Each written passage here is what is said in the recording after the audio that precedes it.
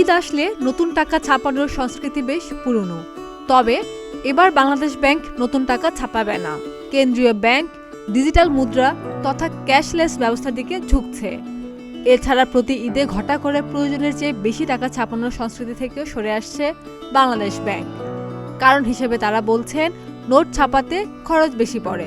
প্রতি বছর নতুন টাকা ছাপাতে সরকারের খরচ হয় সর্বনিম্ন 500 কোটি টাকা, কোনো বছর 700 কোটিও ছাড়িয়ে যায়। 500 টাকার নোট ছাপাতে 4 টাকা 70 পয়সা খরচ হয় বলে জানিয়েছেন বাংলাদেশ ব্যাংক। এছাড়া 200 টাকার নোটে 3 টাকা 20 পয়সা, 100 টাকার নোটে 4 টাকা এবং 10, 20 ও 50 টাকার নোটে 1.5 টাকা খরচ হয়। আর 5 টাকা ও 2 টাকার নোট ছাপাতে খরচ পড়ে 1 টাকা 40 পয়সা। তবে সবচেয়ে বেশি খরচ হয় কয়েন তৈরিতে।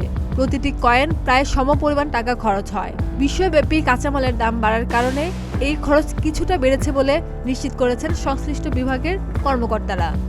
এদিকে কেন্দ্রীয় ব্যাংকের কর্মকর্তারা জানান, কাগজ কালি ছাপাখানা পর্যন্ত পৌঁছানোর পর 10, 20 ও 50, 100 টাকার নোট ছাপা শুরুর দিন থেকে বাজারে দিতে অন্তত 17 দিন লাগে। আর 500 ও 1000 টাকার নোট ছাপা শুরুর দিন থেকে বাজারে যাওয়া পর্যন্ত সময় লাগে অন্তত 26 দিন। কেননা নোট ছাপানোর পর প্রথমে তা বদ্ধ ঘরে বিশেষ ব্যবস্থা শুকানো হয়। শুকাতে 3 থেকে 7 দিন সময় লাগে।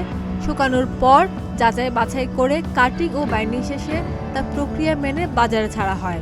এবারও 211 কোটি টাকা ছাড়ার কথা ছিল, কিন্তু শেষ পর্যন্ত সেই সিদ্ধান্ত থেকে সরে এসেছে কেন্দ্রীয় ব্যাংক। খাদিজা নিপা, প্রতিদিনের বাংলাদেশ।